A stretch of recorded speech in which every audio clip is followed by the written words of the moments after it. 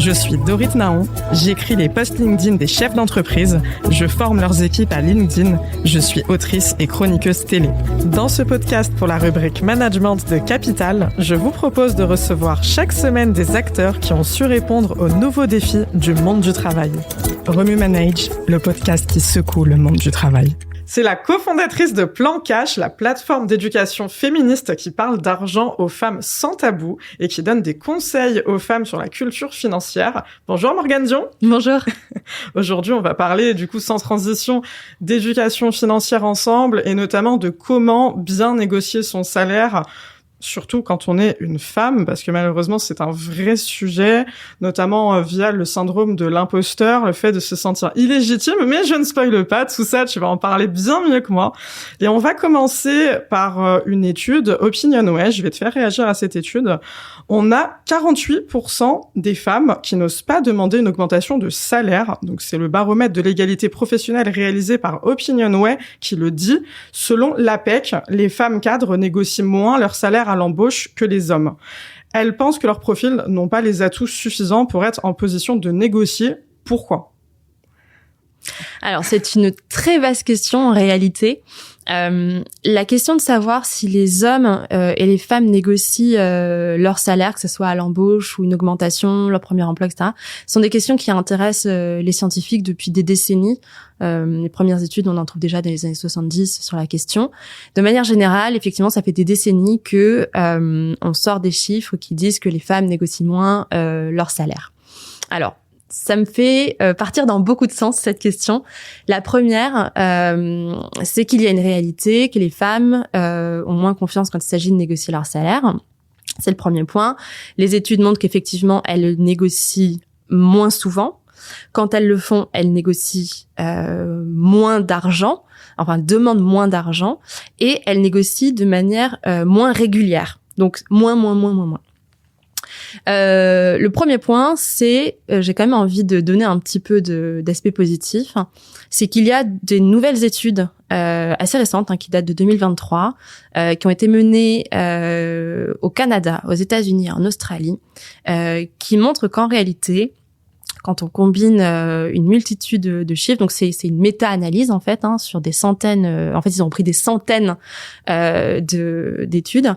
Ils se sont rendus compte qu'en réalité, ces chiffres-là s'inversaient depuis un petit moment et qu'en fait, en tout cas dans ces parties du monde, les femmes négocient autant, si ce n'est parfois plus, leur salaire que les hommes. Donc, je serais un tout petit peu moins encline à dire qu'effectivement, c'est vrai, dans tous les cas, les femmes négocient moins. Ce qu'a montré cette méta-analyse qui a été menée donc au Canada, aux États-Unis et en Australie, c'est que les études qui disent que les femmes négocient moins leur salaire, alors pas forcément celle de l'APEC puisqu'il s'agit des cadres et c'est plutôt une catégorie d'employés qui va être plus amenée à pouvoir négocier son salaire. Mais les études sur la négociation de salaire intègrent très souvent des types d'emplois dans lesquels en fait il n'y a pas cette possibilité. Or, les types d'emplois dans lesquels il n'y a pas la possibilité de négocier son salaire, ce qui va être par exemple des emplois peu qualifiés, ça va être des emplois d'ouvriers, etc., ou d'ouvrières. En fait, énormément de ces emplois sont majoritairement occupés par des femmes, ce qui forcément biaise un petit peu en fait les études, parce que si d'un côté t'as des cadres qui sont majoritairement des hommes et d'autre côté t'as beaucoup d'ouvrières qui sont majoritairement des femmes, et que c'est dans les ouvrières t'as pas cette option parce qu'en fait les emplois peu qualifiés qui sont généralement peu rémunérés déjà, en fait il y a une concurrence hyper forte sur l'employabilité, et la réalité c'est que que ce soit un homme ou une femme d'ailleurs, quand tu veux négocier ton salaire dans ce type d'emploi-là, et ben en fait la réponse que tu as en face c'est franchement pour ton job j'en ai 10 à la porte, donc en fait on te le dit pas comme ça, mais mais c'est ce qu'il y a derrière. Donc en fait si tu me casses les pieds, moi je m'en fous, j'ouvre la porte et j'ai quelqu'un qui prend ta place, parce que c'est de l'emploi peu qualifié et que donc du coup il y a beaucoup de main d'œuvre et qu'on a aussi une sous-considération de ces personnes-là. Et donc du coup voilà, toutes ces études qui disent aussi que les femmes négocient moins leur salaire sont un petit peu biaisées là-dessus, et c'est pour ça que j'aime bien cette méta-étude récente qui rééquilibre un petit peu justement les catégories d'emploi et les types d'emploi, et qui montre qu'en réalité à emploi comparable, type d'emploi comparable, catégorie d'emploi comparable, les femmes négocient autant, si ce n'est plus, leur salaire, et que c'est une tendance qui monte en fait depuis plusieurs années déjà. Ça c'est le premier point. Ensuite, ça me fait dire aussi d'autres choses. C'est de se poser la question, en fait, si dans certains emplois, les femmes négocient moins, donc là, par exemple, l'étude de l'APEC sur les cadres, on peut se poser la question de pourquoi? Parce que moi, j'ai envie de dire, savoir que les femmes négocient moins ou autant, en fait, super, mais à quoi ça nous avance? Je veux dire, ce qui est intéressant, c'est de savoir pourquoi on en a cette situation-là, pour pouvoir le débloquer. Donc, pourquoi les femmes négocient moins? Déjà, bon, j'imagine, c'est des sujets qu'on va aborder derrière, mais... Non, mais t'es lancé, je te laisse. Ouais, mais alors, je t'avais prévenu, moi, je peux parler de ça mais c'est passionnant. Pendant des heures. Mais, oui, il y a une question, déjà une question de pression sociale, il y a une question d'image sociale. D'ailleurs, ça s'appelle le coût social de la négociation. Et ce coût social de négociation, c'est quoi? C'est l'image que la personne que tu as en face de toi va avoir de toi si tu négocies. Alors, c'est pour le salaire, mais pas seulement. C'est pour un contrat commercial, c'est pour pour une meilleure table au restaurant, peu importe. Ça s'appelle le coût social de la négociation. Et ce coût social, il est beaucoup plus fort et il est beaucoup plus négatif quand il s'agit de femmes qui négocient. Les femmes qui négocient, elles sont 30% plus susceptibles d'être qualifiées de trop autoritaires, c'est pas vraiment le mot de l'étude, mais de casse-pied, etc., quoi. Donc, en fait, il y a une dégradation de l'image de la femme qui négocie dans le regard de la personne d'en face. Et les personnes qui sont managers ou RH, en tout cas, qui sont les personnes qui recrutent ou qui évaluent, vont avoir moins envie de travailler avec une personne qui négocie son salaire. Donc, en fait, les femmes vont aussi moins négocier parce que instinctivement, on sait qu'on est mal perçu si on le fait. Enfin, d'ailleurs, on le sait toutes, on connaît toutes. Soit on l'est soi-même, soit on a toute une copine qui est un peu rentre dedans, qui ose, qui y va, et du coup, on sait que ça suscite des réactions un peu, parfois un peu dures en face. Il y a un backlash qui est réel, quoi. Les RH ont moins envie de négocier avec quelqu'un de travailler, avec quelqu'un qui négocie son salaire, que ça soit femme ou homme. Non, seulement les femmes. Seulement les femmes. Et tu sais pourquoi? En fait, c'est parce que dans l'imaginaire collectif, les femmes ne négocient pas. En fait, une femme, dans l'imaginaire collectif, dans les stéréotypes, une femme, c'est quelqu'un qui est doux, c'est quelqu'un qui est poli, c'est quelqu'un qui est gentil, c'est quelqu'un qui se plie aux règles. Et donc, on n'a pas du tout, en fait, l'habitude, ni dans l'expérience, ni dans l'imaginaire, d'avoir une femme qui négocie. Et donc, quand on a une femme qui négocie en face de nous, en fait, il y a un phénomène qui se crée dans l'esprit. En fait, le cerveau se retrouve dans une situation qu'il ne connaît pas. Donc, ça crée un inconfort psychologique. Et ça, c'est quelque chose que le cerveau déteste. En fait, de l'inconfort psychologique, on rencontre des situations comme ça dans tous les jours de notre vie. C'est quand on est face à une situation inconnue ou qu'on estime dangereuse, etc. Et qu'est-ce qui se passe dans ces cas-là? En fait, le cerveau, il va chercher à tout de suite rétablir l'équilibre. Et dans le cas de la négociation salariale, rétablir l'équilibre, c'est mettre à distance la femme qui est en train de négocier. Et donc, du coup, sans se rendre compte, quand on a une femme qui négocie en face de nous, on a moins envie de travailler avec elle. Même si on est une femme? Absolument. Le nombre de fois où, malheureusement, j'entends ah, mais moi, je suis une femme, je ne peux pas discriminer les autres femmes. Mais bien sûr que si, parce qu'en fait, les stéréotypes de genre ou autres touchent absolument tout le monde. Même en tant que femme, on est touché par ces stéréotypes. On baigne dedans depuis qu'on est enfant, et les biais nous impactent autant. Alors peut-être pas autant, peut-être un poil moins que les hommes, parce qu'on aura peut-être un peu plus de recul. Mais si on n'est pas spécialement éduqué sur la question de ses propres biais, oui, en tant que femme, on a aussi ce mouvement de recul psychologique, ce qui d'ailleurs peut aussi créer tout un tas de... Justement, ces femmes qui disent, moi, je suis une femme, je peux pas discriminer les femmes, ou des femmes qui vont dire, moi, je préfère travailler avec des hommes. Tu vois, en fait, c'est ça que ça crée. C'est passionnant. En plus, tu nous apportes une grande touche de positivité avec l'étude que tu as partagée. Donc, merci. C'est vrai que c'est important aussi de nuancer. Alors, je vais continuer à te faire réagir à, encore une fois, une étude. Selon une étude de Woman Ask, les femmes ont 25% de chances en moins que les hommes d'obtenir une augmentation de salaire. Donc, on parle du fait que les femmes n'osent pas la demander, mais même quand elles la demandent, apparemment, ça aboutit plus difficilement. Les chercheurs qui ont mené l'étude disent que l'excuse du manque de confiance en soi des femmes est un prétexte pour cacher, je cite, une pure discrimination systémique du monde du travail. Comment on explique ces discriminations en entreprise? Et d'ailleurs, est-ce qu'on parle de discrimination au travail? Encore une fois, beaucoup de questions dans une seule. Beaucoup de questions dans une seule, mais grand sujet qui se recoupent. Tout à fait. Alors, effectivement, c'est aussi ce qu'a malheureusement démontré la fameuse méga analyse dont je parlais. D'ailleurs, j'aimerais beaucoup cette méga analyse soit aussi menée en France, parce que c'est pas le cas aujourd'hui, et je serais très curieuse de voir si les résultats sont concordants avec le Canada, les États-Unis et l'Australie. J'ai tendance à penser que oui, parce qu'on est quand même sur des systèmes culturels très similaires. Et ce que cette méga étude a également démontré, alors j'ai plus les chiffres en tête, mais ça, en tout cas, ça corrobore les chiffres que tu viens de citer, c'est que donc les femmes négocient de plus en plus et autant leur salaire que les hommes. En revanche, on leur en accorde beaucoup moins que les hommes. C'est vrai. Et ça, c'est pareil. Je parlais tout à l'heure du coût social de la négociation en fait, on sait en tant que femme aussi qu'on a moins de chance. Enfin, on le sait parfois inconsciemment. Et en fait, de toute façon, on sait que le système, il est pas fait pour nous. On sait que les dés sont pipés. Et donc, si tu veux, le coût à payer nous semble inconsciemment trop élevé par rapport au gain à gagner. Parce que finalement, on a beaucoup moins de chances d'avoir ce qu'on demande. Ou alors, on a beaucoup de moins on a plus de chances d'avoir moins que le chiffre qu'on a demandé, voire rien du tout. Et par contre, le coût qu'on a payé, il est énorme. Donc, c'est aussi ça qui fait que certaines femmes se brident, etc. Moi, je déteste parler, en tout cas, je déteste mentionner la question de la confiance en soi, parce que je la trouve particulièrement dangereuse. Je trouve que quand on met trop en avant la question de la confiance en soi des femmes, en fait, on leur fait porter la responsabilité de ces problématiques d'inégalité salaire. D'ailleurs, la plupart des...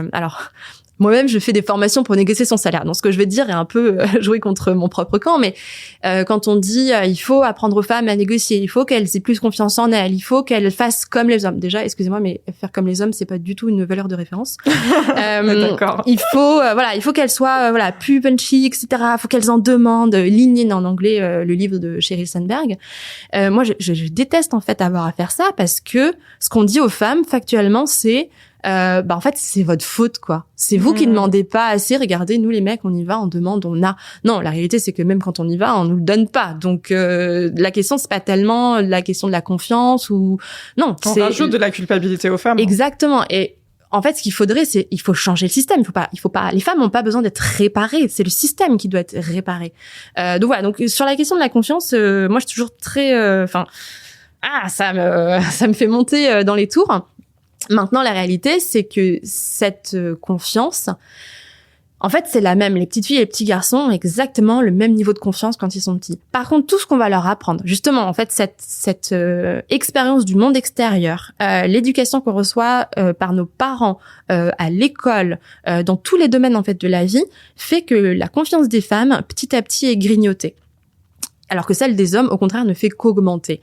Alors pour le coup, il y a plein d'études qui montrent qu'effectivement, les femmes, en fait, leur confiance diminue. Mais c'est pas parce que elles n'ont pas confiance en elles, c'est parce que le monde, en fait, ne croit pas en elles. En fait, c'est plutôt ça, tu vois. C'est pas tellement qu'elles ont pas confiance, c'est que le monde ne croit pas en elles et elles, au bout d'un moment, elles finissent par s'en rendre compte. Enfin, je veux dire, on le sait, quoi, que c'est beaucoup plus difficile pour une femme de réussir dans quelque domaine que ce soit au travail, que ce soit dans l'entrepreneuriat, que ce soit en politique, peu importe, c'est plus difficile pour nous de réussir. Et donc, forcément, à un moment donné, n'importe qui finirait par perdre un petit peu la foi, etc. On sait que le jeu est truqué, quoi. Ouais, mais justement, moi, je vais te faire réagir au sujet de l'éducation, parce que justement, quand on parle d'éducation financière au travail et de négociation salariale, il faut aussi qu'on ramène ça à l'enfance et notamment à l'argent de poche. Alors, sans transition, donc les filles touchent en moyenne moins d'argent de poche que les garçons, selon une étude CSA. Donc les filles 38 € en moyenne et les garçons 44. Les garçons ont aussi de l'argent plus tôt que les filles. 48% des garçons âgés de 10 à 12 ans en perçoivent déjà. Ce n'est le cas que pour 40% des filles du même âge. Les inégalités de genre commencent donc dès l'enfance.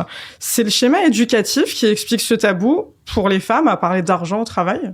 C'est beaucoup de choses qui vont amener à cet état de fait. Effectivement, il y a l'éducation familiale. Faut prendre en compte aussi que, moi j'ai 35 ans.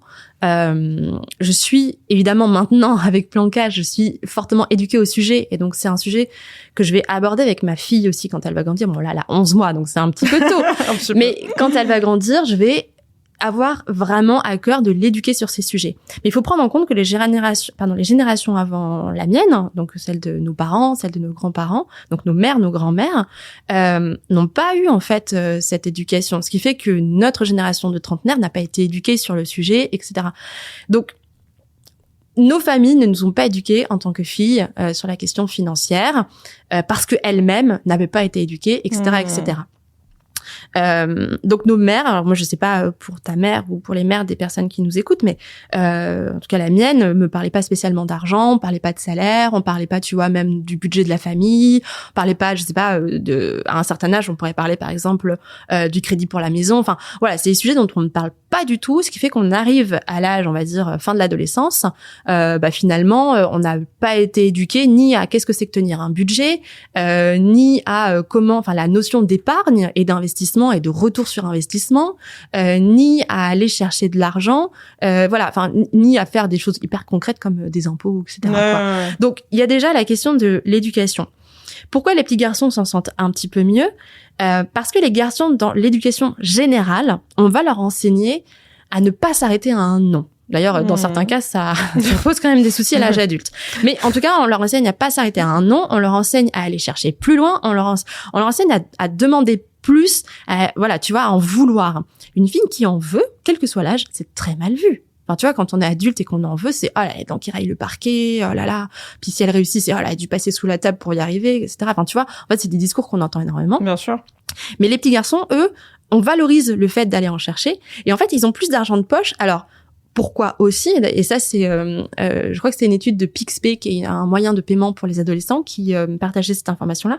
Les petits garçons demandent en fait plus que ce que les parents leur donnent, et dans la plupart des cas, du coup, les parents vont aussi accéder à la demande, où les petits garçons ont plus se dire ok, j'en fais plus, je vais aller faire telle action parce que, enfin, je vais dire à mes parents ok, si je fais tel truc, tu me donnes de l'argent, et les parents vont dire bon bah d'accord, vas-y, fais-le, et le petit il va, il le fait. Alors que la petite fille, elle, tu vois, on lui a appris à rentrer dans une case, à être voilà, très gentille, très, ce que je disais tout à l'heure, très douce, très polie, à pas surtout faire de vagues, pas faire de bruit, pas faire de vagues, et donc du coup elle va se contenter de ce qu'on veut bien lui donner. Et effectivement, du coup on arrive sur des adolescentes ou des femmes adultes qui vont continuer à se contenter de ce qu'on leur a donné, et en plus de ça est passé par là tout le truc de en plus si tu demandes plus, on va moins t'aimer. Et en fait, on apprend quoi aux filles ? On apprend aux filles qu'il faut qu'elles soient aimées. Il faut qu'elles soient aimées par leurs professeurs, il faut qu'elles soient aimées par leurs parents, plus tard il faut qu'elles soient aimées par un mari, surtout pas par une femme parce que oulala, ça serait catastrophique. Non mais tu vois, en fait, il y a vraiment voilà, c'est l'éducation est très forte. J'aime beaucoup aussi pointer, parce que ça a un impact phénoménal, la pop culture dans laquelle on grandit. Ouais. On a des représentations, alors il y a les médias traditionnels, mais on a des représentations dans la pop culture, que ce soit les séries, les films, etc., de femmes qui ne savent pas gérer leur argent. Et c'est les personnages principaux qu'en tant que femme, on est censé vouloir être. Et je prends des exemples hyper parlants, surtout pour notre génération, mais je prends l'exemple par exemple de Carrie Bradshaw dans Sex and the City. Cet exemple est très souvent cité quand on parle de ce sujet-là, parce que voilà, on l'a toutes vu cet épisode, je pense, où elle ne peut pas acheter son appartement parce qu'elle a acheté trop de paires de chaussures. Et pourtant, c'est le personnage qu'on est censé vouloir être. Parce que le fait qu'elle ne sache pas gérer son argent est transformé comme quelque chose de sexy, tu vois. Oh, c'est trop mignon. Oh non, elle a acheté trop de chaussures, elle peut pas acheter son argent. Non, c'est mignon quand même. Voilà. En fait, c'est ce personnage-là qu'on nous vend. C'est Penny dans Big Bang Theory qui dépense sa thune, pareil, en fringues et en chaussures, et qui peut pas payer son électricité, ou qui pique la bouffe et l'internet chez ses voisins. Mais non, mais c'est trop sexy quand même. Non, mais en fait, non, je suis désolée. En fait, c'est pas sexy du tout de pas avoir de thune. Mais c'est quand même une image qu'on nous vend. Donc, tu vois, en fait, il y a plusieurs phénomènes qui fait qu'en arrivant à l'âge adulte, eh bien, en tant que femme, on n'a pas été éduquée, on n'a pas été poussée à demander plus.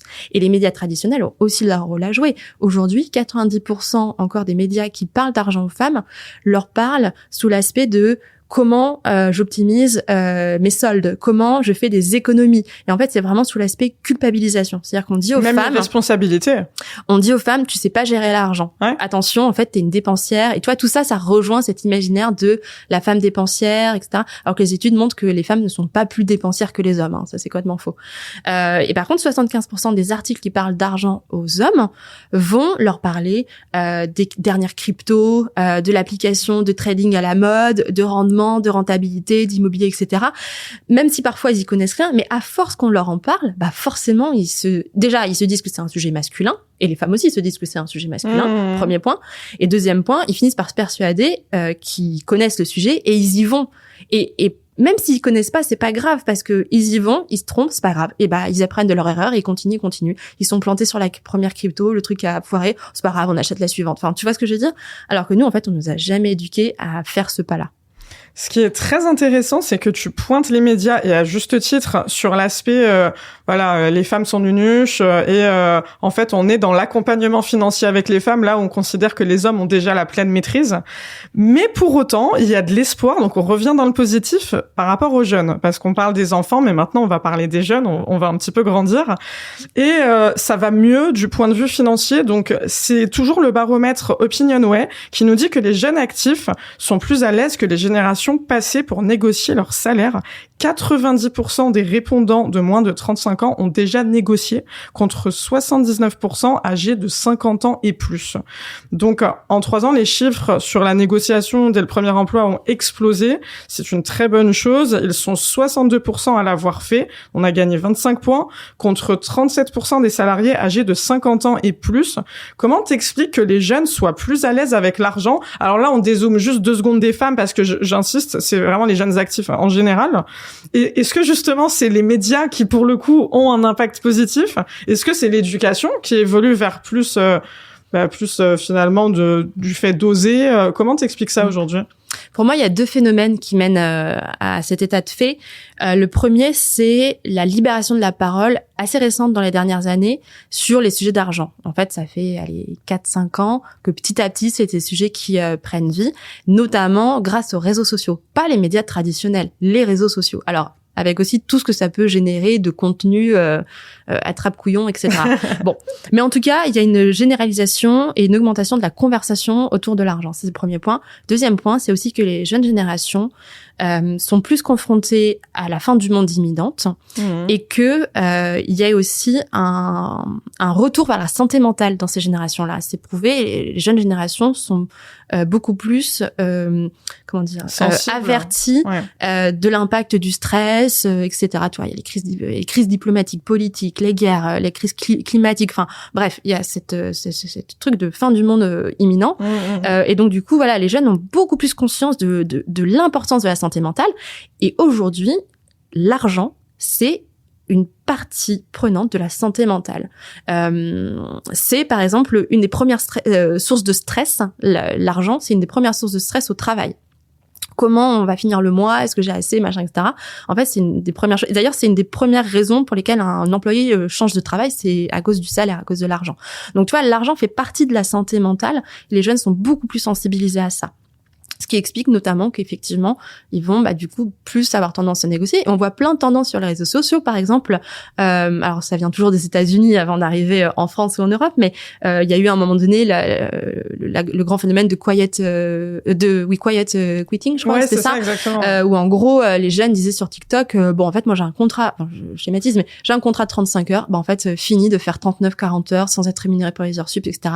Je fais ce qu'il y a dans mon contrat. J'arrête en fait d'éclater ma santé mentale pour un employeur, quoi. Si tu me payes pour mes heures sup, ok, peut-être, mais voilà. Le minimum syndical. Hein. Exactement. En fait, c'est même pas le minimum syndical, c'est on travaille, on a un contrat de travail qui fixe en fait un cadre et personne. Alors, peut-être certains entrepreneurs, certaines entrepreneuses, mais personne travaille, kiffe aller travailler le matin au bureau, à l'usine, au chantier, etc. Non, en fait, on devrait pas vivre pour travailler, on devrait travailler pour vivre. Donc en fait, je trouve que c'est un retour hyper sain à ce que devrait être la relation au travail, tout simplement. Et ces jeunes, ils ont beaucoup plus compris ça que nous. Aussi, ils l'ont beaucoup plus compris parce qu'on est dans un monde où on a beaucoup moins d'accès à ce que on nous avait promis que la vie d'adulte serait. On nous avait promis, et ça, les générations des millennials sont aussi impactées, on nous avait promis que la vie d'adulte, ce serait de l'argent, tu peux acheter une baraque, tu peux voyager, tu peux acheter des trucs, machin, etc. Alors, bon, c'est beaucoup tourné vers la consommation, mais la réalité, c'est que avec l'inflation, etc., en fait, tout ça, ça nous échappe complètement. Aujourd'hui, on a beaucoup moins d'accès à la propriété. On croit beaucoup moins qu'on aura accès à la retraite. Enfin, tu vois, en fait, il y a un éloignement de ce qu'on nous avait promis. Et donc, du coup, c'est aussi pour ça qu'il y a ce retour vers le côté santé mentale, parce qu'en fait, on se rend compte que, c'est pas ce qui va se passer demain, quoi. Et c'est très anxiogène. Extrêmement anxiogène, oui. Tout à l'heure, tu parlais de la gestion des femmes au quotidien de l'argent. Alors, au quotidien, ça passe aussi par en couple, quand on l'est. Et justement, 52% des femmes s'occupent des dépenses courantes dans un couple. C'est 30 points de plus que les hommes. Les femmes gèrent plus l'argent au quotidien. Pourtant, elles sont moins à l'aise pour se sentir légitimes à en demander au travail. C'est le baromètre IFOP sur les femmes et l'argent qui en parle. Comment on explique cette dissonance ? Alors déjà, je tiens à dire que c'est pas quelque chose de nouveau. Les femmes ont toujours été les gestionnaires du budget familial à travers toutes les époques, à travers toute la planète. C'est toujours le cas dans la plupart des pays. Les femmes, en fait, gèrent les budgets et tout particulièrement, elles gèrent les budgets familiaux quand les budgets sont faibles. Et à partir du moment où on commence à avoir de l'argent qui rentre, c'est souvent les hommes qui commencent à reprendre la main. En tout cas, sur toutes les dépenses qui ont du sens, et notamment les investissements, etc. Ça, c'est aussi, il faut lire Titiou Lecoq et la théorie du pot de yaourt. Pour les personnes qui ne connaissent pas cette théorie, enfin, c'est pas qu'une théorie d'ailleurs, c'est la réalité.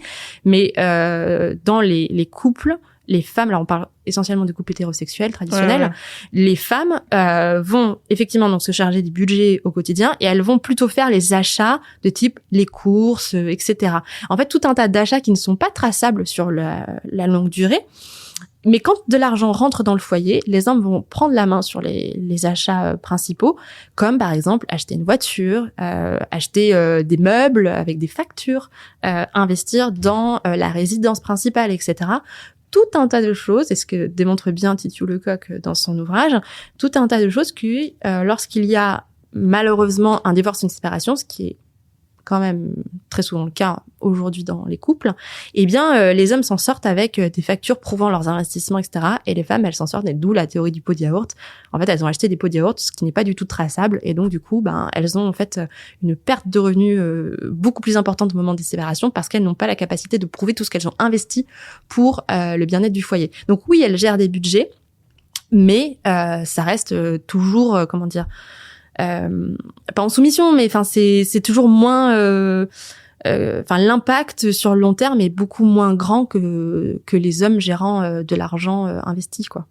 Tout à l'heure, tu parlais de la différence de vision entre les femmes et les hommes par rapport à l'argent, que finalement pour les hommes c'est pas tellement un sujet, qu'ils osent assez facilement, et pour les femmes tout de suite il y a cette espèce de trigger de dire presque c'est sale.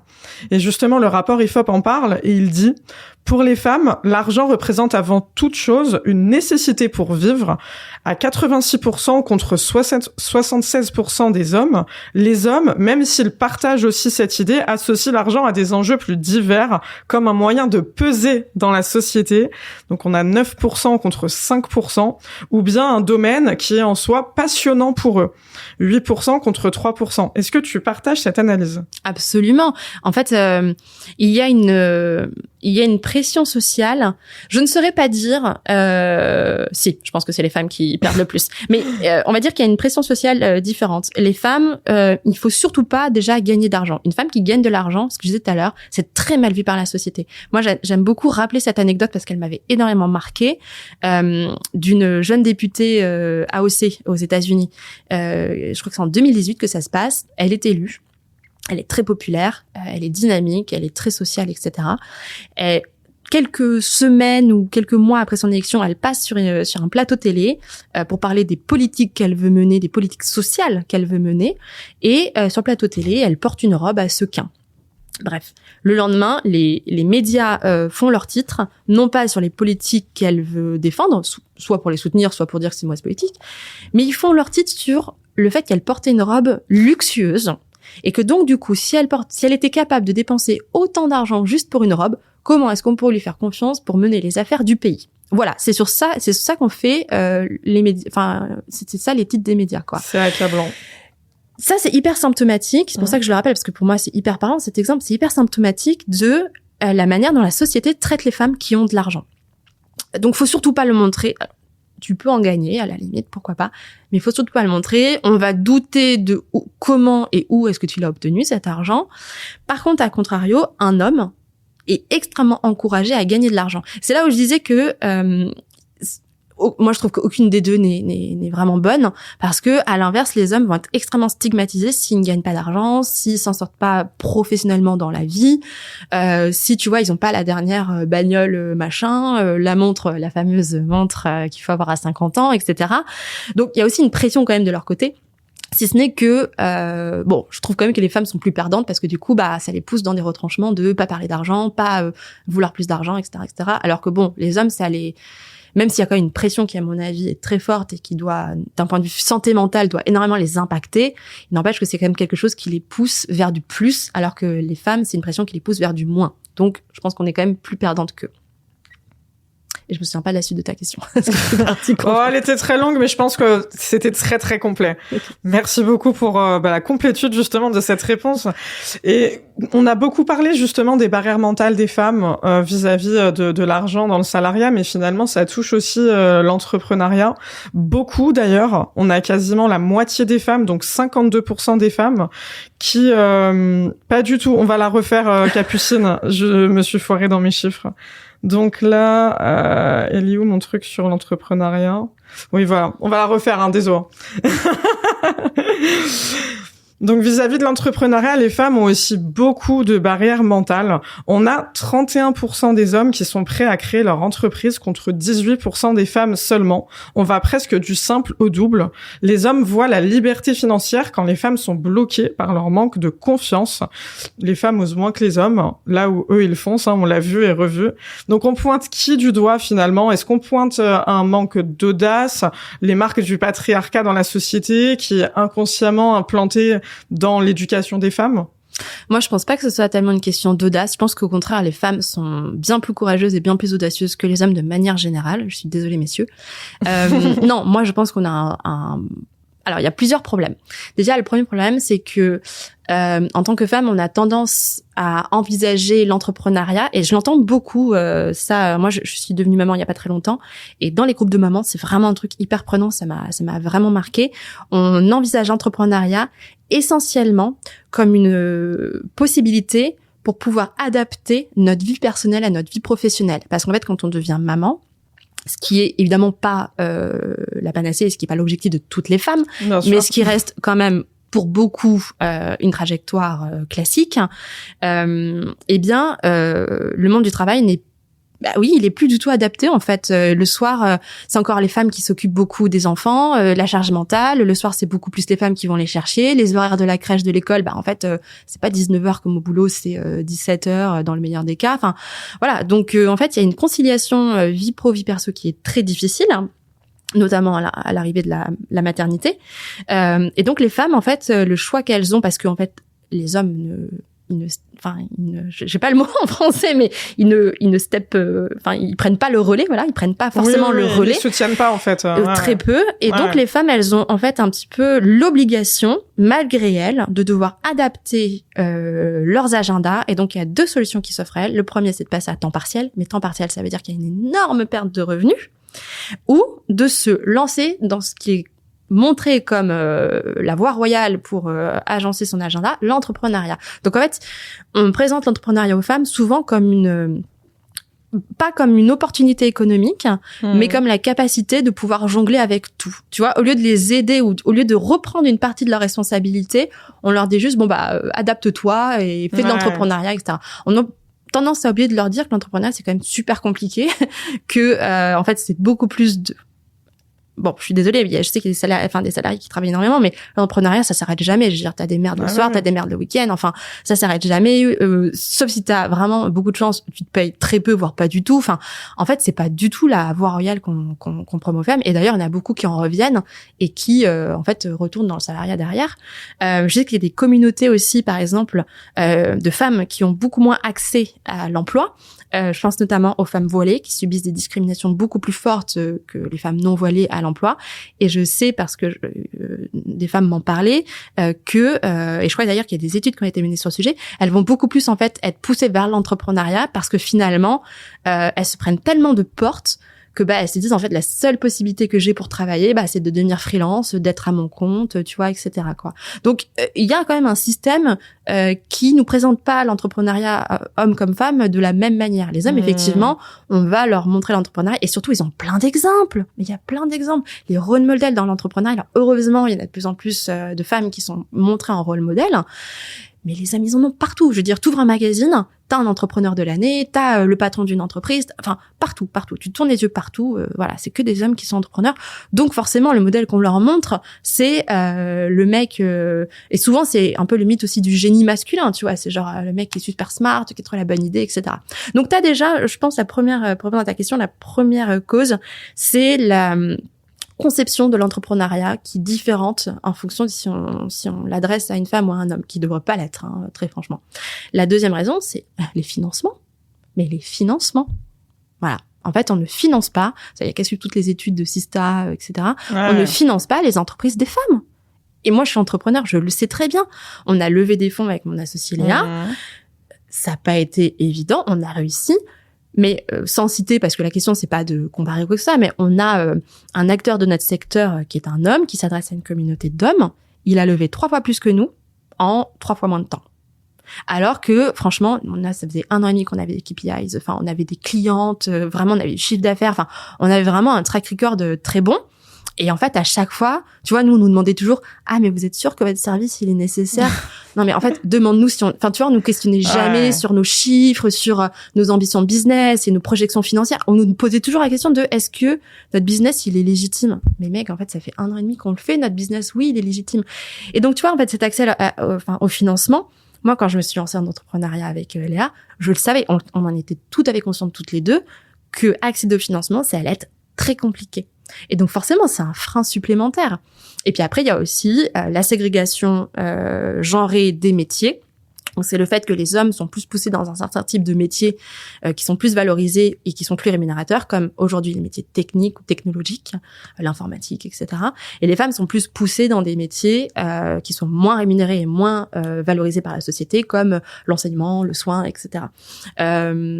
Et en fait, c'est tout bête, mais quand tu crées une entreprise, une start-up qui est dans la technologie, oui, ça va susciter beaucoup plus de financement que quand tu crées une start-up, je sais pas, de vêtements ou de compléments alimentaires. Enfin, je sais pas, je cite des exemples comme ça. Donc il y a aussi, tu vois, à la racine, et ça impacte aussi les salaires. Peut-être que ça fait une bonne transition sur la suite, je sais pas, mais ça impacte aussi les niveaux de salaire, le type de métier, le type d'activité que tu fais. Ça impacte tout en termes de rémunération, que tu sois entrepreneur ou que tu sois salarié. Des freins pour les femmes dans l'entrepreneuriat, mais aussi dans la parentalité, on le sait. Toujours selon le baromètre Opinionway, 40% des femmes estiment que la parentalité a un impact négatif sur l'accès aux postes à responsabilité et donc à une meilleure rémunération. C'est une vision que tu partages? En fait, c'est pas une vision, c'est une réalité. Voilà. Je pourrais presque mic drop. Exactement, on arrête sur ça. Non, mais alors, elle l'estime peut-être, mais toutes les études le montrent. C'est en fait aujourd'hui, on sait. Et d'ailleurs, la dernière, évidemment, c'est le moment où j'ai besoin de son nom, je me rappelle plus, mais la récipiendaire du prix Nobel d'économie 2023, ses études portaient notamment sur les inégalités de salaire, et elle le démontre aussi. Et c'était déjà le cas d'études précédentes. La parentalité, ou plus exactement la maternité, c'est 80% des raisons des inégalités salariales. Voilà. Wow. Donc c'est la majeure raison de pourquoi il y a des inégalités salariales. Alors pourquoi? Déjà, première chose, c'est que il y a, quand tu es une femme, même si tu n'as aucune envie d'avoir un enfant, il y a en fait ce qu'on appelle le soupçon de la maternité. C'est-à-dire qu'un employeur, quand il va recruter une femme qui a, allez, on va dire moins de 35 ans, et encore même aujourd'hui entre 35 et 40, t'es aussi impacté, il y a voilà, il va avoir un soupçon de maternité, c'est-à-dire... On voit pas une femme, on voit un utérus. On voit une possible mère, exactement. Et donc, du coup, on va être moins tenté de recruter la femme, déjà moins tenté de la recruter tout court, mais surtout moins tenté de la recruter sur des postes à responsabilité, parce que tu sais pas, peut-être que dans 1 an, elle va avoir un enfant et partir. Bon, bref. Donc, soupçon de la maternité. Deuxième point, on a quand même un vrai sujet. Alors, on est un des pays, il y a des pays qui font mieux que nous, Mais en termes de congés parentaux, on est dans des pays où c'est quand même socialement, économiquement le plus intéressant. Mais il n'empêche qu'aujourd'hui, on n'y est pas encore en France. Une femme qui a un enfant va avoir le droit à plus de congés maternité que un père. Et donc du coup, forcément, potentiellement, elle va partir plus longtemps. Et donc du coup, c'est autant d'opportunités de promotion qu'elle va manquer, et donc aussi dans le regard de l'employeur, c'est autant de responsabilités qu'elle va potentiellement pas assumer. Et puis il y a cette idée un petit peu que une femme qui a eu un enfant va avoir un changement de paradigme, et que du coup l'enfant va devenir sa priorité, plus son travail, ça l'intéressera plus, etc. Oui, il y a des femmes, quand elles ont des enfants, l'enfant devient la priorité, par rapport à tout, et elles veulent potentiellement rester à la maison pour s'en occuper pendant quelques mois, quelques années, etc. Mais il y a aussi des femmes, donc c'est pas du tout le cas, et ça ne les empêche pas d'aimer leur enfant, mais qui veulent retourner au boulot. C'est des femmes qui ont envie, de continuer leur carrière, etc. Et ça ne leur empêche pas, si le conjoint ou la conjointe est bien présent, de continuer une carrière tout en s'occupant de l'enfant.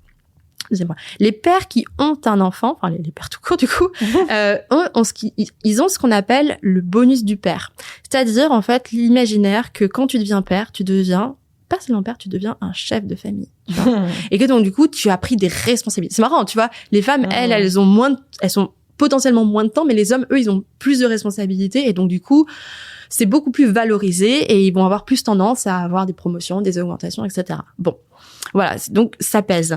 Comme je disais tout à l'heure, les femmes vont aussi avoir plus tendance à être celles qui vont adapter leur emploi du temps ou leur carrière. Elles vont par exemple, plus souvent, 75% des temps partiels, c'est les femmes. Et 75% des temps partiels occupés par les femmes, c'est des temps partiels subis. C'est-à-dire qu'en fait, si elles avaient le choix, elles l'auraient pas fait. Le temps partiel, c'est évidemment moins d'argent à la fin du mois, parce que évidemment, tu travailles à 50 ou 75%, peu importe, donc tu travailles 2-3 jours par semaine. Donc c'est factuellement moins de rémunération mensuelle.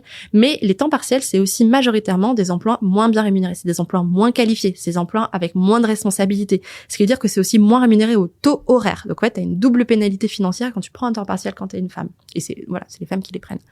Les femmes vont aussi être plutôt celles qui vont potentiellement changer d'emploi pour se rapprocher du lieu de vie, pour pouvoir aller récupérer s'il y a besoin l'enfant à la crèche, à la maison, etc. Et donc du coup, elles vont souvent avoir à privilégier la proximité à l'augmentation de salaire, ou à un salaire plus élevé. Tu vois, donc il y a plein de mécanismes qui se mettent en place, qui pénalisent les mères. Il y a aussi beaucoup d'employeurs, heureusement, j'espère moins en moins, et puis c'est illégal, mais qui vont pas faire suivre les augmentations quand les femmes reviennent ou les promotions quand les femmes reviennent de congé maternité ou parentalité, etc. Donc oui, en fait, t'es extrêmement pénalisé.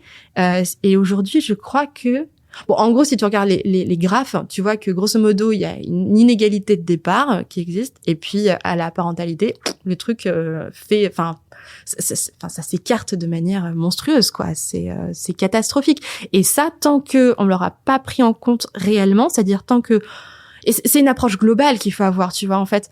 Il s'agit pas seulement des salaires des femmes, il faut avoir une meilleure offre de garde. Donc il faut aussi que les options de garde soient mieux rémunérées, parce qu'aujourd'hui travailler dans une crèche ou être assistante maternelle, c'est super mal rémunéré par rapport à la responsabilité. Ils ont quand même la responsabilité de mini-êtres humains, c'est hallucinant. C'est super mal rémunéré, donc forcément t'as moins de monde dans ces filières-là, etc. Il y a moins d'offres de garde, du coup t'as aussi beaucoup de mamans qui sont obligées d'arrêter de bosser complètement, de se mettre en congé parental, qui est très peu rémunéré. C'est quelques centaines d'euros par mois, donc autant dire que tu vis pas avec ça, pour s'occuper de leur enfant, parce qu'il y a nulle part pour avoir une crèche ou pour avoir une assistante maternelle. Donc faut faut une vraie offre de garde bien rémunérée. Il faut en finir avec les stéréotypes de la parentalité, les pères c'est les chefs de famille, les femmes elles ont moins de temps, etc. Il faut aussi que le congé paternel, ok, on a eu une avancée, il a été augmenté dernièrement, mais en fait ça ne suffit pas. Il faut que le congé paternité soit exactement le même que le congé maternité. Il y a que comme ça qu'on aura moins de discrimination à l'embauche, parce qu'en fait l'employeur il se dira ok, en fait j'ai un homme ou une femme en face de moi, il y a la même probabilité que le père ou la mère prennent un congé maternité ou paternité à la naissance d'un potentiel enfant. Et après il y a un aspect culturel, parce que là on est en train de parler énormément, je pense, par un prisme urbain, de personnes qui ont des métiers qualifiés, etc., dans lesquels il y a une circulation des idées qui est parfois un peu plus facilitée que dans certains secteurs. Moi, je viens de la campagne, mais vraiment, enfin, de la campagne, chez moi, il y a plus de moutons que d'êtres humains. Tu vois, mon papa, il est maraîcher, il cultive des légumes, etc. Et pourquoi je te dis ça? Parce que en fait, l'idée que un père peut aussi s'occuper à temps plein ou à temps partiel d'un enfant, elle est beaucoup moins répandue dans ces milieux-là. On sait que les milieux ruraux et les milieux populaires, au sens socio-économique, sont beaucoup plus impactés par les stéréotypes de genre. Et donc l'idée que c'est la mère qui doit s'occuper des enfants, elle est beaucoup plus répandue dans les milieux ruraux et dans les milieux populaires. Et donc ça aussi, il faut travailler dessus. Il faut pas seulement se concentrer sur le haut du panier, les cadres, etc. Alors tu parlais justement de la direction. Effectivement, il faut proposer des solutions quand on est dirigeant, quand on est une entreprise. Donc admettons, moi je suis RH ou dirigeant. Je veux mettre en place une juste rémunération pour toutes et tous et lutter contre les inégalités de genre. Qu'est-ce que je peux mettre en place ? Alors déjà, la transparence des salaires. Moi, je pense que à partir du moment où on a une transparence, t'as moins la marge de manœuvre de, tu vois, être soit consciemment, soit inconsciemment biaiser tes salaires. Donc, la transparence, ça serait absolument génial. Maintenant, on sait aussi que, on sait que certaines entreprises aujourd'hui le font, notamment par exemple dans la technologie, dans les startups, il y a de plus en plus d'entreprises qui le font, qui s'alignent là-dessus. C'est beaucoup plus compliqué quand tu fais partie d'un grand groupe où il y a énormément enfin tu vois, il y a des indices et enfin bref, des fois c'est incompréhensible. Donc la transparence c'est parfois un peu compliqué. Il n'empêche que travailler sur cette transparence-là permettrait de rendre responsables les RH ou les managers face aux inégalités de salaire.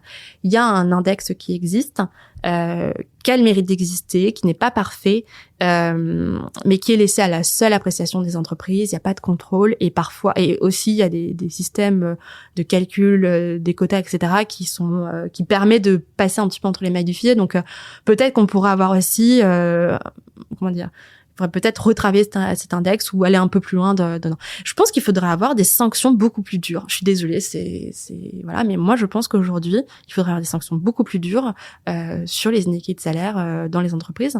Et après, je crains malheureusement qu'il y ait aussi une responsabilité systémique qui dépasse les entreprises. Mmh. Ce que je disais tout à l'heure, alors bien sûr les managers doivent être entraînés sur leur biais, etc. Bon, ça c'est un peu classique. Mais je disais tout à l'heure, il y a un phénomène majeur qui est que les secteurs sont ségrégés d'un point de vue du genre. Et aujourd'hui, les métiers qui sont occupés par des femmes, d'ailleurs, c'est à la fois les secteurs d'activité, mais c'est aussi des métiers au sein des entreprises. Par exemple, les métiers technologiques, je le prends parce que c'est hyper parlant. Les métiers technologiques, quand tu travailles dans le domaine des technologies, c'est hyper valorisé et c'est hyper bien rémunéré.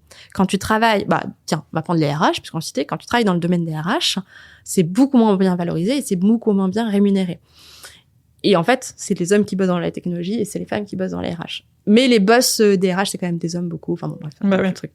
Et tu vois, en fait, il faut aussi qu'il y ait une revalorisation des différentes catégories de métiers, des différentes sphères de métiers. Et ça c'est tout à fait possible, mais ça se fait à un niveau étatique avec le concours des entreprises. Il y a une méthodologie qui a été mise au point par l'Organisation internationale du travail et en fait qui permet de revenir à ce que c'est que le concept d'égalité salariale. Parce que le concept d'égalité salariale, il a été un petit peu fourvoyé. Aujourd'hui, on a tendance à penser que l'égalité salariale, ça veut dire un même salaire pour un même travail. Or, c'est pas du tout ça. Ni dans le texte, ni dans l'esprit. L'égalité salariale, c'est un même salaire pour un travail de valeur égale. Et ça change tout. Parce qu'en fait, quand tu évalues la valeur d'un travail, tu peux comparer des métiers qui, sur le papier, ont l'air très différents, mais sur des indices objectifs, en fait, sont très similaires. Et donc, il y a une méthodologie qui a été mise en place par l'Organisation internationale du travail. Si je résume, en gros, il faut évaluer l'effort d'un emploi, il faut évaluer sa responsabilité, il faut évaluer son environnement, il faut évaluer les compétences requises. Et ça, il y a des pas des études, mais des tests qui ont été menés dans différents pays. C'est notamment le cas au Canada, au Portugal et en Espagne de mémoire. Et par exemple, les métiers, il y a eu je crois que je sais plus si c'est en Espagne ou au Portugal, mais le gouvernement, avec le concours des entreprises de ces secteurs que je vais citer, ont évalué les métiers avec cette grille de lecture et ils se sont rendus compte que les métiers de la mécanique, qui sont principalement masculins, en fait, avaient la même valeur que les métiers de l'hôtellerie, qui sont principalement féminins. Et ça a permis de réévaluer, en fait, au niveau étatique, les salaires de l'hôtellerie. Donc, en fait, tu vois, il y a aussi un truc, mais il faut que les entreprises soient aussi volontaires sur sur ce point-là. Il faut qu'elles portent aussi cette volonté-là exactement auprès du gouvernement, parce qu'évidemment, tu peux pas imposer un secteur. Enfin, bref, tu peux imposer le SMIC, mais c'est difficile. Donc, il faut que les entreprises travaillent main dans la main, avec les associations et avec le gouvernement pour la revalorisation économique et sociale des emplois. Un engagement commun.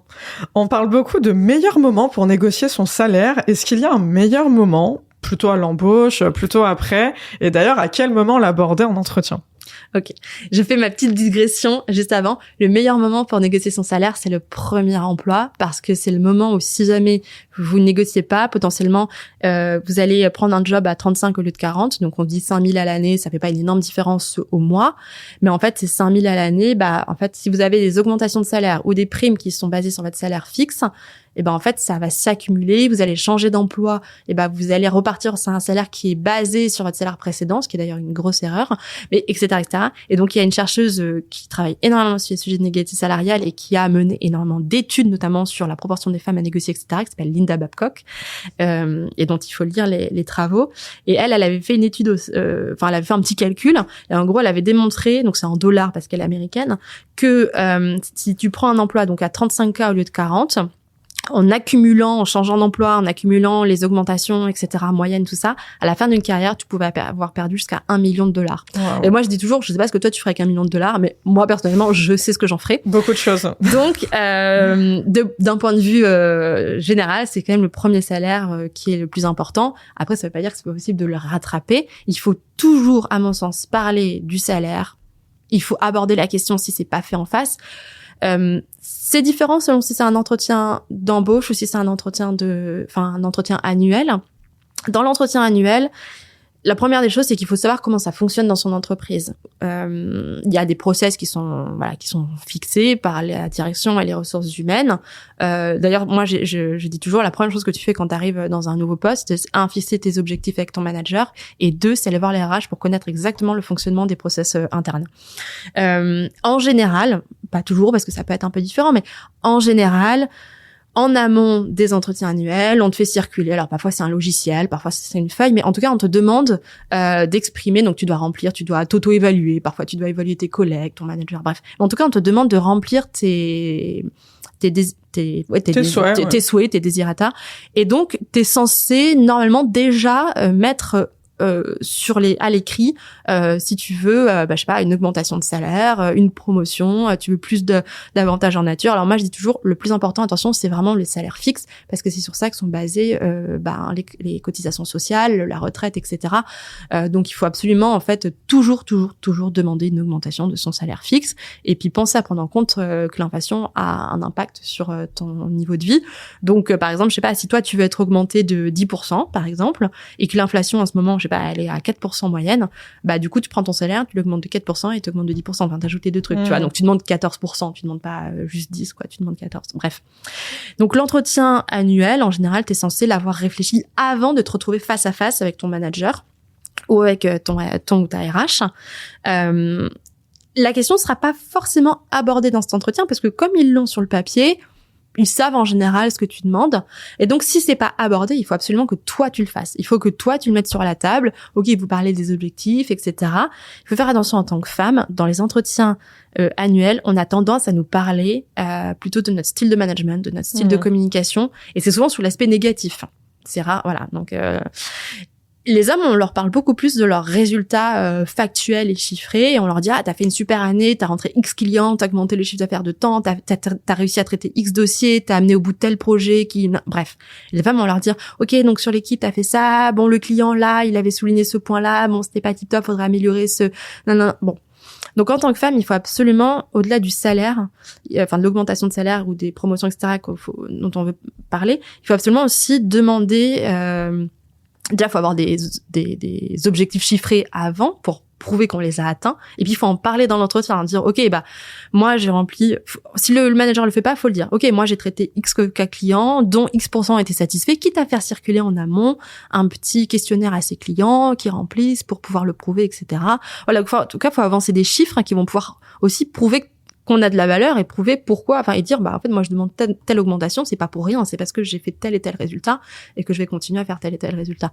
Donc, c'est pas juste poser le chiffre sur la table, c'est aussi prouver qu'on le mérite et prouver qu'on a le potentiel pour pouvoir aller encore plus loin. Et ça, en entretien annuel, moi, j'ai envie de dire, soyez la première à parler. Parce que de toute façon, c'est attendu. Il n'y a pas de sujet. Et si vous le faites pas, peut-être qu'en face, ça le fera pas non plus. Et si jamais on vous dit, ah non, on n'a pas les budgets, ou t'as pas rempli les objectifs, etc. Alors, si vous aviez des objectifs, vous pouvez prouver si vous les avez remplis ou pas. Si vous en aviez pas, vous pouvez rien prouver. Donc, si vous en aviez pas avant, repartez de votre entretien. Quand on vous a accordé une augmentation de salaire ou pas, repartez avec des objectifs et dire, OK, si c'est pas maintenant, est-ce qu'on peut se reparler dans 6 mois et sur quelle base? Qu'est-ce qu'il faut que je fasse pour pouvoir avoir mon augmentation dans 3 mois, 6 mois, etc. Si c'est un entretien d'embauche, c'est un petit peu différent. Dans un monde idéal, on aurait une fiche de recrutement avec le salaire qui est proposé. Voilà. Bon, ça n'arrive jamais. Ouais. Parfois, on a des fourchettes. Et ça, quand on a une fourchette, déjà, on est bien chanceuse. Mais très souvent, on a assez peu d'idées de quel est le salaire proposé. Donc, bon, déjà, la première chose, c'est qu'il faut faire un petit peu ses petites recherches de son côté, les recherches marché, il faut parler aux gens dans l'entreprise. Voilà, faut savoir ce qu'on veut demander. Il faut aussi, je vais pas rentrer dans tout un atelier de négociation salariale, de préparation de négociation salariale, mais il faut savoir aussi de combien on a besoin. Enfin, voilà. Donc, il faut pas se baser sur son chiffre précédent parce que, comme je disais, et notamment en tant que femme, il est très probable qu'on ait été discriminé au salaire par le passé, qu'on ait déjà une inégalité salariale qui nous impacte. Donc, il faut pas reprendre son salaire précédent comme base parce qu'en fait, on va faire que le répercuter. Donc, il faut vraiment que les chiffres qu'on demande soient basés sur combien on a besoin pour vivre. Et quand je dis vivre, c'est pas juste payer ton loyer et tes assurances, quoi. C'est aller à la salle de sport, je sais pas, aller au cinéma, partir en vacances. Enfin, voilà, c'est vivre, quoi. C'est pas survivre. Et puis, savoir aussi quelles sont les moyennes des tarifs qui sont pratiqués sur ton marché, sur ton type de poste, sur ton type de métier, dans l'entreprise éventuellement. Est-ce qu'il y a des avantages en nature ou d'autres avantages financiers? Parce que tu peux aussi avoir des avantages financiers comme des primes, des bonus, une prise de participation au capital, voilà, qui sont financièrement, qui ont de la valeur. Les avantages en nature, faut calculer combien ça te rapporte. Par exemple, si tu as une voiture de fonction, en fait, qu'est-ce que ça te fait économiser comme argent, etc. Encore une fois, le fixe est toujours le principal parce que cotisation sociale, retraite. Donc, il faut savoir quels sont les chiffres qu'on veut aborder. Ça dépend des process de recrutement, mais moi, j'ai tendance à conseiller à assez tôt savoir s'il y a un budget de l'autre côté. Ça veut pas forcément dire combien est-ce que nous, on veut, mais savoir s'il y a un budget. Donc, faut pas hésiter. Souvent, il y a un premier call, quand on a fait sa candidature, il y a souvent un premier call avec un ou une RH qui va passer en revue le CV pour vérifier s'ils ont tous les éléments, qu'ils ont bien compris, nanana. À ce moment-là, il faut demander, OK, est-ce que vous avez un budget? Est-ce que vous avez une fourchette pour ce poste? Aussi, il faut pas hésiter à expliquer à la personne que ça fait gagner du temps à tout le monde, quoi. Parce que si, en fait, le budget qui est prévu, c'est pas du tout dans votre budget, vous évitez à tout le monde de partir pour un recrutement de 3 ou 4 rendez-vous qui, finalement, servirait à rien. Donc, voilà, faut le demander directement. Ça veut pas forcément dire que dès le début, il faut dire ce qu'on veut. Pourquoi? Parce que souvent, vous n'avez pas assez d'informations pour bien cadrer le salaire. Donc, si jamais on vous demande le salaire que vous voulez, c'est rare. Au tout début, dans le call RH, c'est très rare qu'on le demande, mais il faut essayer de botter en touche. Il faut dire, j'aimerais mieux en savoir un peu plus sur le poste, mieux comprendre les responsabilités, les possibilités d'évolution, etc., quoi. Donc, il faut plutôt attendre d'être dans les conversations avec le management, ou le N+1. Et il faut attendre d'avoir un petit peu, idéalement, d'avoir un peu démontrer sa valeur, parce qu'en fait, il faut que la personne en face, elle vous veuille, tu vois. Si c'est au tout début, il y a plein de candidats, la personne, exactement, la personne, elle connaît de toi que ton CV, ou potentiellement une trace numérique que tu peux avoir, si t'as fait, je sais pas, t'as une présence sur LinkedIn, ou t'as des articles dans la presse, etc. Mais elle connaît de toi que ça, et en fait, il faut d'abord lui démontrer à quel point tu as de la valeur, à quel point tu as du potentiel pour l'entreprise, tout ce que tu vas pouvoir faire pour l'entreprise. Et c'est quand elle est à son pic, tu vois. En fait, faut vraiment atteindre ce moment-là, atteindre le pic. Et après, faut pas trop attendre parce que derrière, ça va vite redescendre parce la personne a d'autres candidats aussi en liste. Donc vraiment, quand tu sens, tu vois, il y a un feeling, tu sens que la personne, putain, elle te trouve génial. Ok, là, tu peux, soit la personne va te demander, si c'est pas toi, tu reposes la question, dis, ok, du coup, j'aimerais bien aborder la question du salaire. Quel est le salaire qui est prévu pour ce poste? L'idéal, c'est que la personne vous le dise en premier. Ça, après, c'est de la négociation basique. C'est toujours plus simple de négocier sur le chiffre qui est donné en face, parce que du coup, toi, tu prends l'avantage, etc. Donc, dans l'idéal, il faudrait arriver à faire en sorte que la personne te donne son chiffre. Si elle te demande en premier, t'as toutes ces petites phrases un petit peu pour botter en touche, genre j'aimerais mieux comprendre, pousser un peu plus. Alors si t'es déjà au bout du process et que tu sais déjà tout sur le poste, c'est un peu plus compliqué à amener. Mais tu vois, il y a des petites choses, voilà. Et si vraiment t'es acculé, t'es obligé, à ce moment-là, c'est pour ça que t'avais fait une étude de marché avant, t'es censé avoir des chiffres. Puis tu prépares toujours plusieurs chiffres, tu sais quel est le chiffre le maximum que tu voudrais avoir, le chiffre intermédiaire, et puis surtout le chiffre en dessous duquel tu te dis non, en fait je le prends pas, c'est un no-go, exactement. Donc voilà, donc il peut y avoir plusieurs techniques, et puis souvent ce qui est donné, c'est la petite technique du silence, c'est-à-dire tu dis ton chiffre, si c'est toi qui dois donner le chiffre, tu dis le chiffre et puis tu t'arrêtes là, et t'attends que la personne réagisse. De très précieux conseils pour s'affirmer et oser. Merci beaucoup, Morgane. C'est quoi vos projets avec Plan Cash ? Déjà, on a l'application mobile qui est en cours de développement, qui va être une application géniale, et je le dis à la fois de manière subjective et objective. Et j'y crois. Non, mais on a énormément travaillé la pédagogie de formation. On a été allé chercher vraiment les meilleurs conseils, les études les plus pointues pour nous pousser à créer les contenus les plus pertinents, mais surtout ludiques, de manière personnalisée aussi. Donc l'application devrait sortir en bêta avant les débuts de l'été, et puis sur les stores à la fin de l'été de manière officielle pour tout le monde. Et donc ça permettra à toutes les femmes, mais aussi toutes les personnes binaires, et même les hommes sont les bienvenus. Si vous êtes, si vous avez une vision inclusive et que ça vous intéresse, vous êtes aussi bienvenus, bien évidemment. Mais du coup, de pouvoir se former sur toutes les questions financières, le salaire, mais aussi le budget, l'investissement, l'immobilier, les cryptos, tous les sujets financiers de manière ludique, personnalisée, et puis échanger avec la communauté, recevoir du conseil personnalisé. Ce sera vraiment, c'est en gros, ça va être ton application, ça va être ta meilleure amie qui s'y connaît en finance et qui est dans ta poche, Et on vous souhaite énormément de réussite. Merci. Pour cette application. Un petit mot de fin pour l'empowerment des femmes au travail ? Sur la question de l'argent, moi, j'ai envie de dire, en fait, on s'en sortira. Il faut qu'il y ait une prise de conscience systémique, c'est évident. Mais on s'en sortira aussi que si on fait vraiment preuve de sororité entre nous. Quand on apprend quelque chose sur les finances, il faut le partager. Quand on a, il faut parler d'argent pour aussi déconstruire le tabou qu'il peut y avoir sur ce sujet-là entre femmes. Donc il faut se parler, et puis pas seulement de tiens, on a quel budget pour partir en vacances l'été prochain. Il faut parler de ton salaire, t'as négocié comment, t'as réussi à négocier quoi, mais aussi comment tu fais pour gérer ton budget dans tel et tel cas. C'est quoi ton plan de remboursement de crédit. T'as un héritage ou t'as une prime de Noël au boulot, comment est-ce que tu l'investis, est-ce que tu fais de l'IMO, de la bourse.